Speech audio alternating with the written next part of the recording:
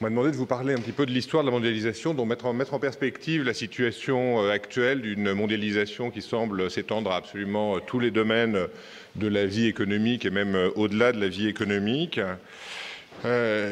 Si on veut réfléchir à cette histoire sur une perspective très longue, en fait, on pourrait dire qu'on a eu trois moments dans la mondialisation. Un moment dans lequel les biens, les idées, les personnes circulaient. Et ça a toujours existé. C'est-à-dire qu'on a des traces d'échanges à très grande distance depuis non seulement l'Antiquité, mais même avant l'Antiquité. On trouve de l'ambre qui vient de la mer Baltique dans des tombes en Assyrie qui datent de 10 000 ans avant notre ère, et ainsi de suite. Alors, c'est des formes d'échange qui pouvaient ne pas être de l'échange marchand au sens moderne, mais c'était des circulations de biens, et ça a toujours existé, et ça s'est intensifié avec le temps, avec des retours en arrière parfois, mais globalement, une intensification. Excusez-moi, mais si cette machine... Je vais m'en servir pour minuter mon temps, mais si c'est pour être interrompu au milieu, voilà. Donc, on a cette... il y a vraiment des... donc on a une intégration croissante des flux de capitaux. Bon. Est-ce que ça change la vie des gens? Oui et non. Évidemment, avoir accès à des choses qu'on n'avait pas, c'est toujours mieux, mais ça ne change pas nécessairement la vie quotidienne de la plupart des gens. À partir de quand est-ce qu'on peut considérer qu'il y a un impact de ce qui se passe dans le reste du monde sur la vie quotidienne d'un grand nombre de gens? Alors, il y a des chocs majeurs qui ont un impact depuis très longtemps. Alors, le premier, peut-être très important, le plus important peut-être dans l'histoire de l'humanité, c'est la grande peste noire, qui commence au milieu du XIVe siècle, où un tiers de la population européenne disparaît. Dans les autres régions du monde, on ne sait pas quelle proportion disparaît, parce que c'est très difficile à mesurer, même en Europe et ailleurs encore plus. Il n'empêche que cette peste vient d'Asie centrale. Elle est liée à l'intégration économique qu'ont réalisé les Mongols, qui ont construit un empire dans le courant du XIIIe siècle, qui va de Pékin jusqu'au bord de la mer Baltique, dans sa plus grande extension, dans lequel s'engouffrent des marchands qui font circuler des biens dans toutes les directions, avec une intensification des échanges absolument extraordinaire à ce moment-là. J'ai des collègues qui travaillent sur ce qui se passe dans des villes centrales de ça, comme Samarcande, qui montrent une très très forte augmentation des échanges, mais parmi les choses qui sont échangées, il y a aussi les microbes, et il y a aussi le bacille de la peste qui arrive d'Asie centrale lui aussi, et qui, via les navires génois qui ramènent des bords de la mer Noire des biens qui sont importés par les marchands mongols depuis quelquefois la Chine, eh bien ce bacille arrive en Europe et un tiers de la population est éliminé. On peut dire qu'il y a un impact de la mondialisation qui touche tout le monde. D'autres exemples, c'est par exemple après ce qu'on appelle les grandes découvertes, le choc sur la masse monétaire mondiale que constituent l'or et l'argent qui sont produits en Amérique et qui arrivent dans le reste du monde, ce choc est énorme. Il affecte toute l'allocation des ressources, la croissance, les revenus, non seulement en Espagne et au Portugal, qui ont colonisé ces terres, mais dans toute l'Europe, et non seulement dans toute l'Europe, mais dans le monde entier, puisque une très grande partie de ces métaux précieux vont se retrouver en Chine, qui est le grand absorbeur de liquidités de cette époque-là. Et si la Chine absorbe des métaux précieux venant d'Amérique via l'Europe, c'est parce qu'elle exporte vers l'Europe des biens.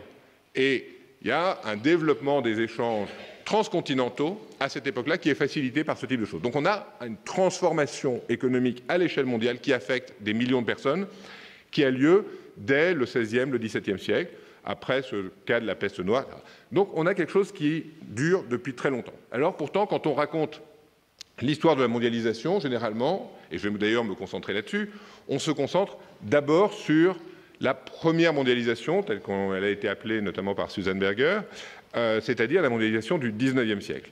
Et on l'oppose à ce qui serait, pendant l'époque moderne, c'est-à-dire du XVIe au XVIIIe siècle, une période qui serait mercantiliste, protectionniste, limitant les échanges, etc., en étant, ce faisant, influencé par le grand fondateur de l'économie politique, Adam Smith, qui opposait le système de libre-échange tel qu'il le préconisait à ce qu'il appelait les systèmes mercantiles, qui ont donné lieu à toute une littérature sur le mercantilisme des périodes antérieures. Mais ce faisant, on a tendance à oublier une chose sur laquelle je reviendrai un petit peu tout à l'heure, c'est que la condition du développement de l'échange a historiquement été, pour une part, le développement d'abord d'espaces nationaux dans lesquels l'échange pouvait se développer de manière intense. C'est en partie cela que produit le mercantilisme. Alors le mercantilisme, si on veut le synthétiser, c'est difficile, mais d'une certaine manière, ce qui est le plus direct, c'est que c'est d'abord effectivement un mouvement politique. C'est-à-dire ce sont des économistes qui sont au service du pouvoir politique et qui cherchent à lui donner les moyens de se renforcer. Et effectivement, la caractéristique centrale de l'histoire de l'époque moderne, du XVIe au XVIIIe siècle, c'est le renforcement d'entités étatiques, alors qu'auparavant, au Moyen-Âge, on avait une multiplicité d'entités politiques de taille et de nature extrêmement variées qui se remodelaient en permanence au gré notamment des mariages et des relations dynastiques. Donc on a un changement, on a la constitution de ce qu'on va appeler peu à peu des États-nations, même si ça va prendre très longtemps pour construire ces choses-là. Et le mercantilisme, à certains égards, ce sont les doctrines économiques qui sont au service de ça. Mais elles ne font pas fondamentalement cela en opposition à l'échange, contrairement à ce qu'on a assez souvent dit. Pourquoi cela? Parce que, effectivement, il y a des domaines dans lesquels il y a des obstacles à l'échange. Mais si on y regarde bien, on voit que la compréhension de l'échange qu'avaient les gens de cette époque-là n'est pas si différente de celle que développent beaucoup d'économistes aujourd'hui. Tout le monde est d'accord à l'époque pour dire que quand il y a des biens qu'on n'a pas chez soi, il faut pouvoir les importer d'ailleurs, et que notamment les matières premières, toutes ces choses dont on a besoin pour vivre, soit pour s'alimenter, soit pour produire, il faut pouvoir les importer. Donc ça, il n'y a pas de discussion là-dessus. Ensuite, là où il y a des discussions, c'est sur les produits manufacturés, sur lesquels, eh bien, avec des choses qui peuvent être considérées comme des intuitions, des théories de la concurrence imparfaite, de la concurrence monopolistique qu'on développe aujourd'hui, eh bien, les gens signalent que pour les produits manufacturés, souvent, les capacités à produire sont très similaires d'un pays à l'autre et que celui qui se lance le premier et qui réussit à occuper le marché va bénéficier d'un espèce d'avantage de premier établi, va bénéficier d'économies d'échelle, de gains de l'occupation du marché. Et donc, il y a une certaine logique à ce que les États essayent d'aider, et d'ailleurs souvent par des modalités assez subtiles, d'aider leurs entrepreneurs à être les premiers sur les marchés. Et finalement, c'est des choses qu'on voit encore aujourd'hui et qu'on fait encore aujourd'hui. Ils les aident, par exemple, par des choses assez subtiles, comme les aider à renforcer la réputation de leurs produits en définissant des normes, des standards de qualité de production qui sont conformes à ce que les corporations d'une ville spécialisée dans la production d'un produit, par exemple des dentelles, des gants, des draps, etc., ont établi, et ils les aident à se renforcer au niveau international. Ils les aident aussi en faisant de la recherche-développement, c'est-à-dire en important des techniciens de haute qualité qui vont, et en leur donnant les moyens de lancer d'abord des lieux d'expérimentation, puis des entreprises dans ces domaines. Donc finalement, il y a effectivement des obstacles à l'échange, mais ils sont motivés par des motifs un petit peu similaires à aujourd'hui. Il n'y a pas une hostilité générale à l'échange, contrairement à ce qui a été parfois dit. Ensuite, la manière dont ça fonctionne dans le mercantilisme, c'est de s'appuyer sur la manière dont fonctionnait l'économie et la société de l'époque, c'est-à-dire autour de corporations. La corporation, c'est quelque chose qui naît au Moyen-Âge, qui sont des entités qui ont une espèce d'autonomie juridique et qui réglementent une activité à un endroit. Il y a la corporation des bouchers à Paris qui réglemente l'activité de boucherie à Paris, et ainsi de suite, dans toute la France, des tas de corporations, et dans toute l'Europe. C'est quelque chose qui existe à l'échelle européenne. Ces corporations, ce sont des lieux de réglementation qui développent des compétences et forment les gens, etc. Donc ça a une utilité, mais en même temps, ça a tendance aussi à essayer de se garder le marché pour soi. Adam Smith a vu surtout la deuxième partie, le deuxième aspect, l'aspect restrictif, mais il y a aussi l'aspect constructif. Et les États vont s'appuyer sur les corporations pour les étendre et peu à peu développer des marchés nationaux pour toute une série de produits. Et en fait, on voit bien que la logique de privilège pour une catégorie sociale, pour un groupe professionnel, etc., qui est une logique centrale dans l'Ancien Régime, puisque l'abolition des privilèges a été le moment peut-être le plus important de la Révolution française. Cette notion de privilège, qui est intimement liée à celle des corporations, c'est le privilège de se gérer entre soi et de faire fonctionner entre soi une activité économique, eh bien, cette notion de privilège, elle va être remise en cause d'abord parce que les privilèges des uns contredisent ceux des autres et que finalement, la seule solution qui va être pensée, ça va être de construire un État national dans lequel tout le monde sera à égalité. Et cet État national dans lequel tout le monde est à égalité, c'est la préfiguration d'un marché. Et au départ, on va dire, on protège ce marché parce que de cette manière, on le construit en l'enfermant au niveau national. Et puis, une fois qu'on va l'avoir fait au niveau national, on va dire, oui, mais empêcher les importations de tel ou tel produit, finalement, ça bénéficie à certains et ça se fait au détriment d'autres au niveau national. Par exemple, les industriels ne sont pas contents qu'on mette des restrictions à l'importation de céréales parce que c'est avec du pain qu'on nourrit les ouvriers et que si le prix du pain est trop élevé à cause des restrictions à l'importation de céréales, eh bien, il va falloir augmenter les salaires. Et généralement, ils préféreraient avoir des coûts plus bas et des salaires plus bas. Donc, quand on met des restrictions à tel ou tel élément de frein à l'importation, quand on met tel ou tel frein à l'importation, on crée des conflits à l'intérieur du pays et de ce fait, il va y avoir une remise en cause de ces restrictions, de la même manière que les privilèges avaient été remis en cause à l'intérieur du fait qu'ils se contredisaient mutuellement. Donc on a une espèce d'élargissement progressif, et le point central dans tout ça, c'est que, si vous voulez, contrairement à la vision spontanément anti-étatiste de quelqu'un comme Adam Smith et d'une partie de la tradition économique libérale, il faut voir que les États ont contribué à construire des marchés, à faciliter la circulation des produits, les échanges, à l'intérieur d'abord de leurs frontières, puis avec l'extérieur, une fois que les restrictions à l'échange international sont en fait un élément de la construction progressive d'un marché international. Alors évidemment, ensuite, est-ce qu'on lève ou est-ce qu'on ne lève pas ces obstacles? C'est la dernière étape et là-dessus, il peut y avoir des débats. Mais il faut avoir en mémoire le fait que cette construction progressive d'une capacité à faire des échanges à très grande échelle quantitative et pas simplement qualitative comme ça se faisait auparavant, eh bien, c'est quelque chose qui prend du temps et auquel les États européens, en fait, contribuent. Et de grands historiens comme Stephen Epstein à la London School of Economics suggèrent qu'en fait, il y a trop peu d'États pendant de longs siècles pour suffisamment pouvoir construire les marchés et faciliter les échanges, plutôt que trop d'États, comme d'autres l'ont dit.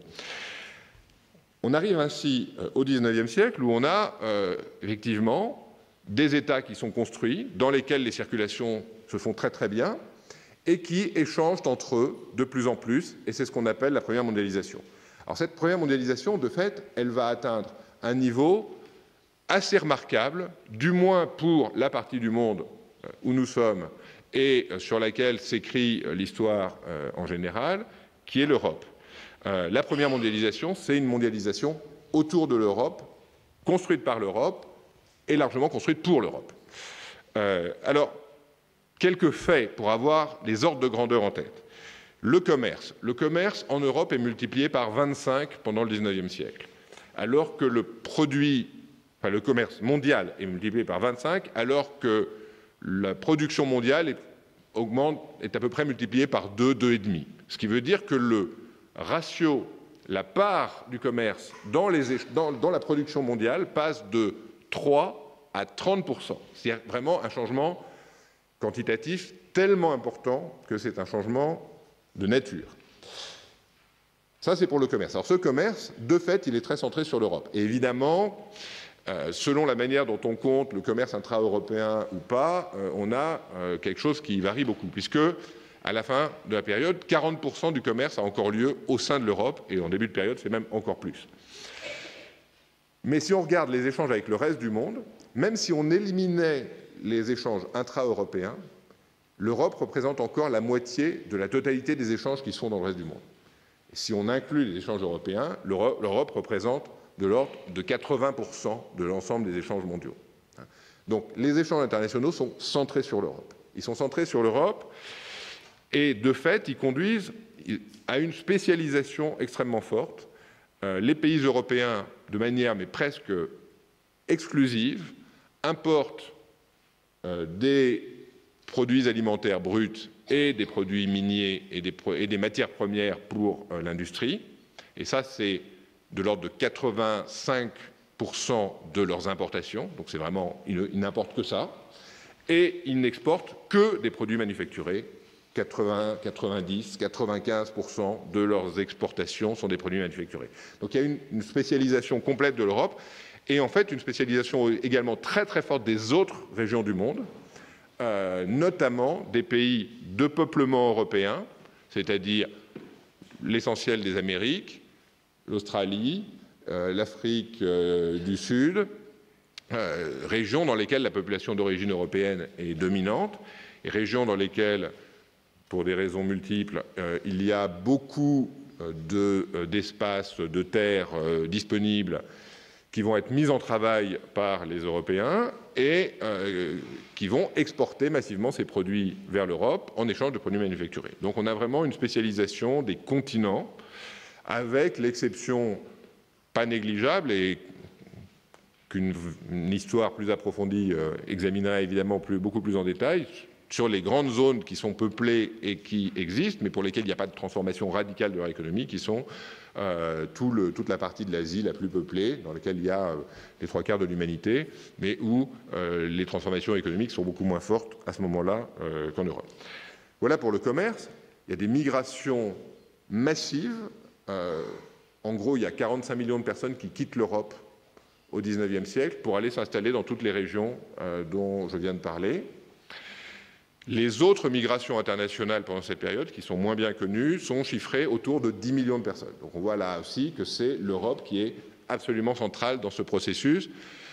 Essentiellement, l'Europe occupe des zones vides ou qu'elle a vidées dans le reste du monde pour mettre au travail les terres et renvoyer des produits vers l'Europe et échanger. 45 millions de personnes, Amérique du Nord, Amérique du Sud, Australie, etc., toujours ces mêmes régions. Il y a quelques autres flux, il y a des Chinois qui vont un peu partout, en Russie, en Indonésie, etc., mais par rapport à ce qui se passe autour de l'Europe, c'est négligeable. Finance. Les capitaux européens, même chose, sont exportés partout dans le monde. L'ordre de grandeur des flux de capitaux sur le siècle, c'est 250 milliards de francs or. Pour vous donner juste un ordre de grandeur, à l'époque, le produit national brut de l'Angleterre, vers 1914, c'est autour de 50 milliards.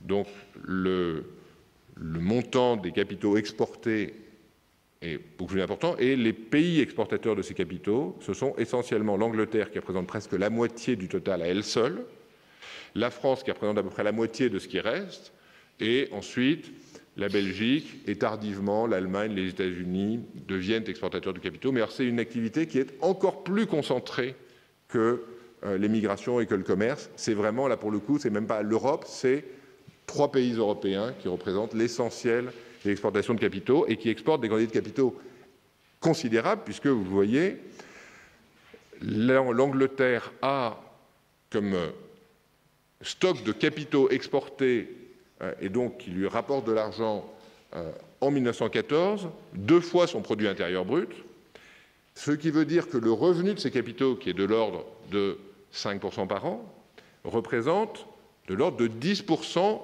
du revenu national de l'Angleterre. C'est-à-dire que chaque année, il y a un dixième du revenu des Anglais qui vient directement de l'extérieur. Donc c'est quelque chose de massif. Et évidemment, comme c'est en plus des choses qui sont très concentrées socialement, ça veut dire qu'il y a une catégorie de la population anglaise dont l'essentiel des revenus, et c'est une catégorie qui représente beaucoup de gens, c'est-à-dire des centaines de milliers de personnes, il y a une catégorie de population dont l'essentiel des revenus vient de placements réalisés en dehors de l'Angleterre. C'est quelque chose que même aujourd'hui, on n'a pas réellement atteint en termes de degré d'exportation de capitaux. Et en France, on est dans une situation un petit peu moins forte, mais quand même très très forte par rapport à ce qu'on a pu connaître par la suite. Voilà donc les trois grandes catégories d'intégration: commerce, migration, capitaux, quelque chose qui est très très massif à ce moment-là. Dernier point sur lequel, qui est peut-être crucial, c'est de voir que cette mondialisation, elle se fait en s'appuyant sur des institutions, des idées, etc., qui sont diffusées par l'Europe, qui construit les institutions qui permettent de réaliser cette mondialisation, et je reviendrai un petit peu plus là-dessus. Mais l'Europe, à cette époque-là, exporte son droit, exporte sa littérature, exporte sa théorie politique, exporte ses religions. Heureusement, il y en a plusieurs, elles sont rivales entre elles, enfin les droits aussi d'ailleurs, exporte des institutions. On voit très bien quand le Japon veut faire la révolution de l'ère Meiji, européaniser son économie, il envoie des gens pour enquêter. Alors, quel est le bon système judiciaire? J'envoie des gens en Allemagne, en Angleterre, en France, etc. J'enquête et je choisis ce qui va le mieux. Je fais la même chose pour comment est-ce qu'il faut faire une banque centrale, comment est-ce qu'il faut faire, etc. Et il construit systématiquement en imitant, en améliorant évidemment, ce qui se fait en Europe. Bon. Alors pourquoi est-ce que ce mouvement de mondialisation a lieu de manière aussi massive pendant cette période-là? Alors les économistes vont vous dire une chose, c'est très simple, il y a des différences de coûts de facteurs. Cette théorie, elle a été inventée par deux grands économistes au tout début du XXe siècle, Heckscher et Ohlin, Elie Heckscher et Bertil Ohlin, qui sont deux Suédois, qui ont observé ce qui s'était passé dans les 50 années précédentes et qui ont dit, mais voilà, ce qui se passe, c'est qu'en Europe, on a beaucoup de gens et on a beaucoup d'argent, mais on n'a plus de terre. Et dans le reste du monde, il y a des terres, il n'y a pas d'argent, il n'y a pas de gens. Alors c'est un petit peu gros de dire qu'il n'y a pas de gens dans le reste du monde, mais de fait, on avait dépeuplé une partie de régions du monde qui d'ailleurs étaient effectivement par rapport à l'Europe peu peuplées. Et donc, c'était des espaces qu'on appelait vierges. Vierge, c'est un petit peu beaucoup dire. Bon. Et donc cette théorie dit, voilà, quand il y a des écarts de disponibilité de facteurs de production qui sont la terre, le travail et le capital dans différentes régions du monde, eh bien les prix de ces facteurs, les prix relatifs de ces facteurs vont être différents. En Europe, la terre va être très chère parce qu'il y a beaucoup de gens et beaucoup d'argent pour réussir à faire produire la terre. Donc la terre va être très chère et, par rapport au reste du monde. Et dans le reste du monde, inversement, la terre va être très bon marché, très abondante. Et donc les pays vont échanger de manière à ce que finalement ceux qui ont un facteur en abondance en fassent bénéficier les autres. Alors ils peuvent en échanger de plusieurs manières. Il y a un facteur qui ne bouge pas, c'est la terre. Là, il n'y a pas de problème, on ne peut pas normalement la déplacer. Mais en revanche, le travail et le capital peuvent se déplacer. Donc on va avoir des flux directs de travail et de capital des endroits où il y en a beaucoup vers les endroits où il y en a peu. C'est ce qu'on vient de décrire. Et puis il y aura des flux, non pas de terre, mais de biens pour lesquels la terre est le facteur de production principal, qui sont les biens agricoles, les biens miniers, etc., qui vont venir de ces pays où il y a beaucoup de terre vers la région où il y en a peu, qui est l'Europe. Et donc l'essentiel de ces flux peuvent s'expliquer de cette manière. Et à certains égards, on voit bien que dans un pays comme l'Angleterre, dans lequel toutes les terres étaient exploitées dès le XVIIIe siècle, où vraiment la croissance butait sur un frein qui était la possibilité d'avoir des matières premières. C'est-à-dire qu'on ne pouvait plus développer l'industrie parce que si on voulait développer l'industrie, il fallait construire des usines. Pour construire des usines, il fallait du bois. Il fallait, dans les usines, qu'est-ce qu'on voulait faire? On voulait faire du tissu de laine. mais il fallait de la terre pour faire pousser les moutons, ça rentrait en concurrence avec la terre pour faire pousser le bois, pour faire fabriquer l'usine. Et puis il fallait quand même chauffer l'usine, il fallait fabriquer les machines, il fallait nourrir les gens, et tout ça reposait sur la terre. Et donc en fait, le prix de la terre augmentait et il y avait une rareté qui empêchait la réalisation de beaucoup de choses.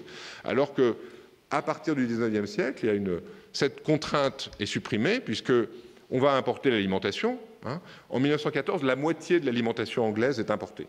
Donc vraiment, voilà, on a levé la contrainte. Et puis, il y a une deuxième chose qui va être levée, c'est qu'on va remplacer le bois par la houille pour la production d'énergie. C'est la deuxième contrainte. Et au total, donc la croissance anglaise, elle s'explique très largement par la levée de ces deux contraintes.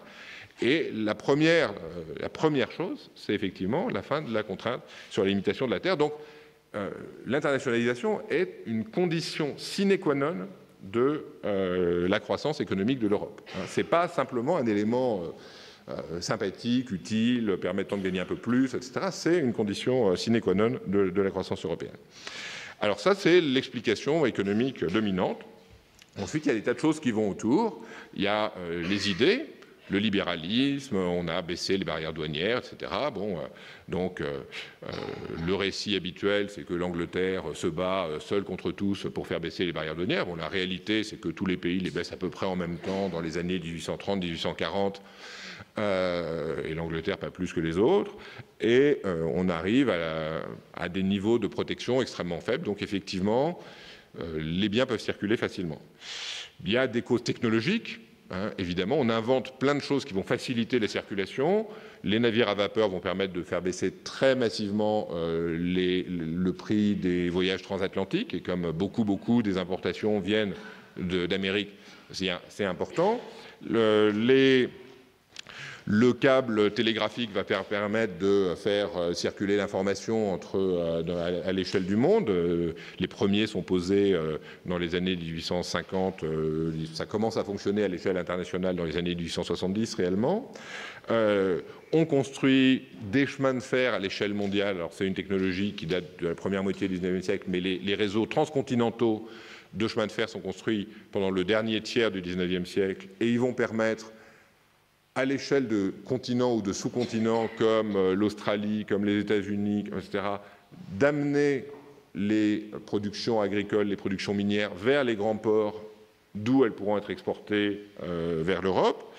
Et pour construire ces grands ports, pour construire le canal de Suez ou le canal de Panama, pour percer des tunnels dans les montagnes, le bien nommé Nobel a fait inventer une bénédiction de l'humanité qui s'appelle la dynamite, ou plutôt la nitroglycérine, qui permet de faire tout ça au prix de quelques accidents, puisque c'est un produit assez instable, et on met à peu près 15 ans à comprendre que quand on le promène, ça explose. Et donc il y a beaucoup d'ouvriers qui laissent leur vie. Mais en attendant, le progrès avance, et il y a beaucoup, et toutes ces réalisations ont lieu. Donc, voilà, on a parmi les causes, des causes techniques, des causes du côté des idées, le développement des institutions dont je parlais à l'instant, qui vont permettre de développer l'échange. Et puis, cette cause peut-être essentielle, qui serait la différence de disponibilité de facteurs. Les conséquences de cette intégration sont très importantes. Évidemment, je vais vous le dire, en gros, c'est ça qui permet la croissance. Donc, la première chose, c'est que c'est vraiment une condition majeure du développement économique de l'Europe de cette époque-là, du développement économique d'autres régions du monde, notamment les zones de peuplement européen. Mais cette croissance, elle se fait grâce à une transformation structurelle très très forte des économies. C'est-à-dire qu'on vous dit finalement, au lieu d'utiliser les terres européennes, on va utiliser les terres du reste du monde. Mais alors les gens qui exploitaient les terres européennes, évidemment, ils se retrouvent en difficulté. Tout à coup, on se met à importer du blé du Canada, des États-Unis, d'Argentine, du bœuf argentin, du beurre de Nouvelle-Zélande, de l'agneau d'Australie, tout ça beaucoup moins cher qu'en Europe. Donc les paysans européens se retrouvent avec le choix entre voir leurs revenus baisser, la valeur de leurs terres baisser, ce qui est encore plus désagréable pour certains, et donc finissent par partir vers les villes où ils vont fournir la main-d'œuvre pour l'industrie qui, elle, se développe pour pouvoir exporter les produits qui sont envoyés en échange des matières premières et des produits primaires du reste du monde. C'est désagréable. Il y a beaucoup de gens, ça se vain, ces transformations structurelles, on le voit encore aujourd'hui, ça se passe de manière toujours inconfortable. Il y a beaucoup de gens qui se retrouvent au chômage, à devoir se reformer, etc. Et pour un certain nombre, c'est impossible, et donc ça, c'est coûteux. D'où des mouvements sociaux, d'où des mouvements politiques qui vont remettre en cause l'ouverture internationale de manière quelquefois forte, parce qu'il y a des victimes. Alors,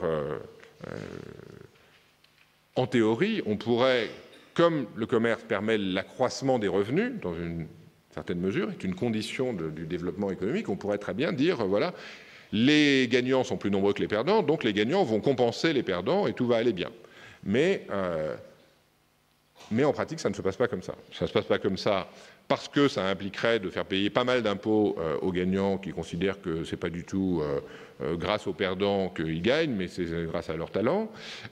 Et puis parce que peut-être ça freinerait le mouvement de restructuration en question. Et en tout cas, c'est ce que craignent les observateurs de l'époque. Et donc, cet effet de redistribution des revenus est très fort. Et cet effet de redistribution des revenus, il est plus que de la redistribution des revenus individuels. C'est aussi une redistribution des catégories sociales. C'est-à-dire que les gens qui étaient les élites locales des campagnes deviennent des gens marginaux par rapport aux élites urbaines, parce que les élites urbaines sont au centre des mouvements de capitaux, des mouvements commerciaux, de l'intégration institutionnelle, etc. Et donc, on a aussi un changement politique derrière. C'est-à-dire que ce n'est plus les mêmes gens. L'aristocratie qui centrait son pouvoir sur la terre perd le contrôle au profit des élites urbaines, marchandes pour une large part.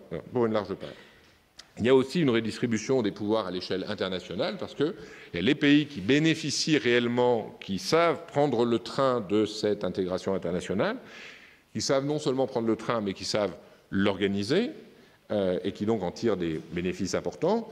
Et puis, il y a les autres.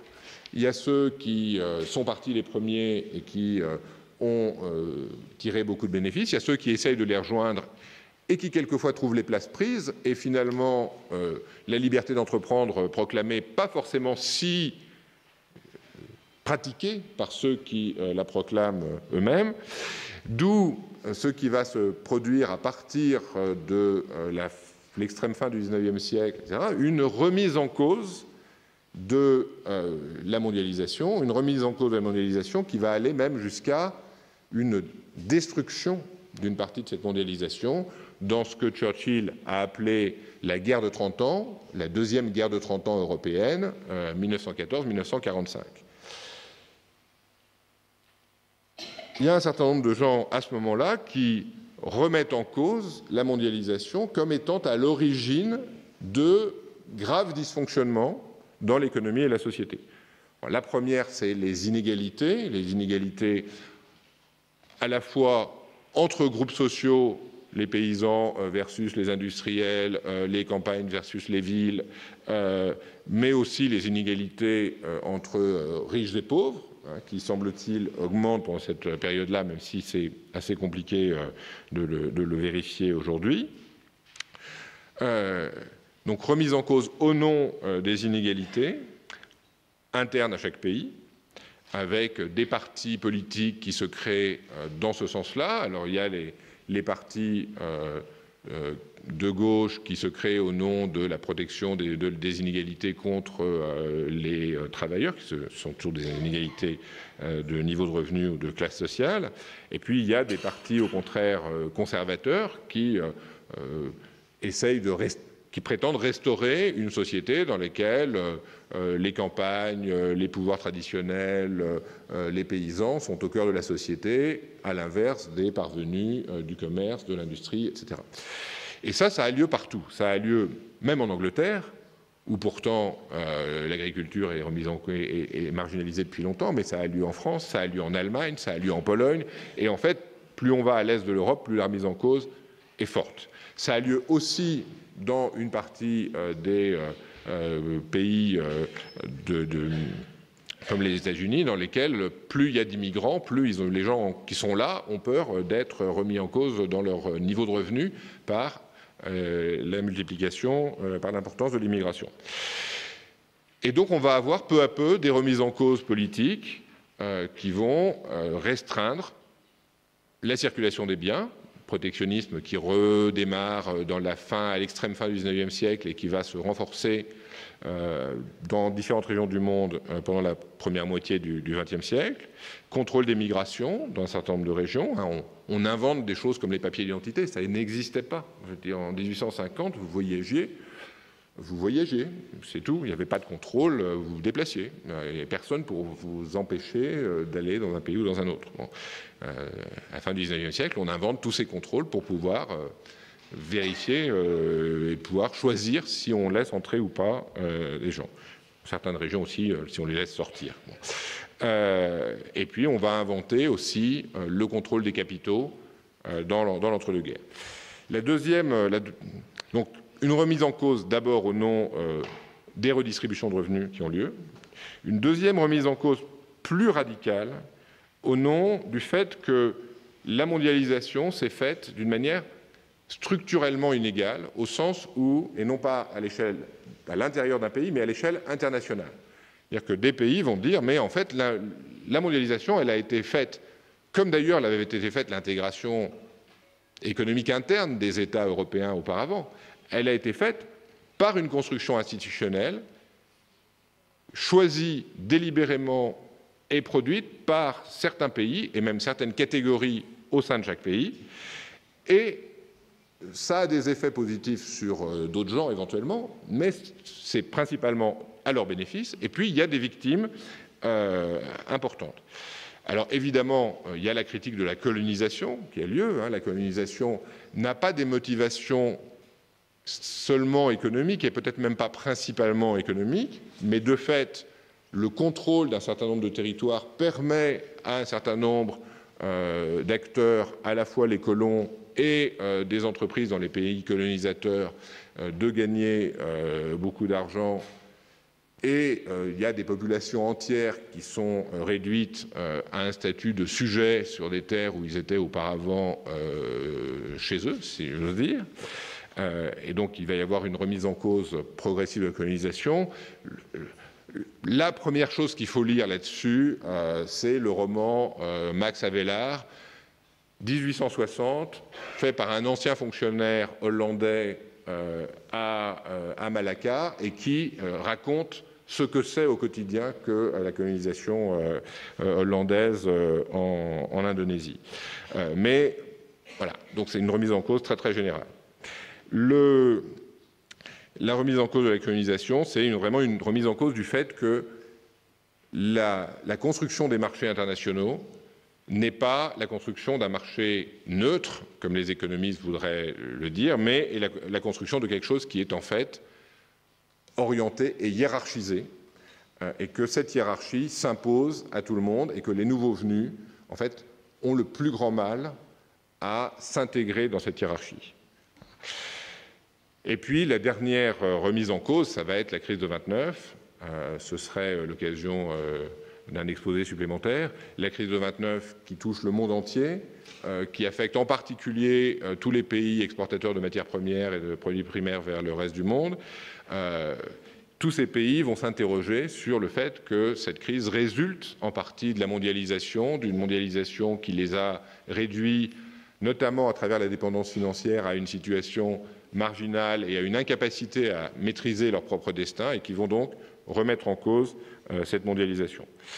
Voilà, donc en 1945, on aura eu deux guerres. Je ne vais pas dire que les guerres résultent de cette remise en cause de la mondialisation, mais elles font partie de ce processus. On est revenu en 1945 à un niveau d'échange qui est celui du milieu du XIXe siècle. On a supprimé pour une large part les échanges de capitaux, on a supprimé les flux de personnes.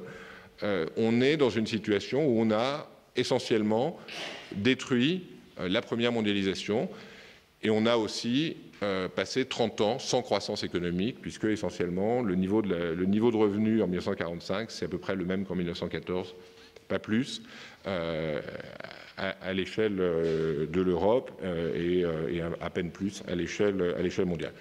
Je ne vais pas vous raconter comment on a reconstruit tout ça après, parce que mon temps est écoulé, mais je voulais juste conclure en disant que les leçons qu'on peut tirer de ça, c'est qu'aujourd'hui, on peut choisir, faire semblant que la mondialisation n'a pas d'effet et qu'on peut se débrouiller aussi bien tout seul dans son coin. C'est une position simplement suicidaire.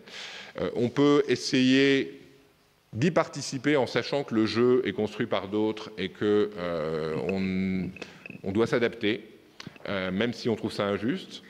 Et la France ne fait pas partie des pays qui sont tellement victimes, parce qu'on est quand même assez proche de ceux qui organisent les choses, mais on n'est pas tout à fait ceux qui les organisent. Où on peut essayer d'augmenter notre influence dans ce jeu-là. Alors on peut le faire de manière brutale comme M. Trump ou comme M. Poutine, mais on peut le faire de manière plus subtile, et l'Union européenne est une construction qui est destinée en partie à accroître les échanges dans un jeu supposé neutre, mais aussi à augmenter l'influence de nos idées dans la construction des institutions et de ce qui fait fonctionner ce marché international. Je m'arrête là et je suis à votre disposition pour les questions.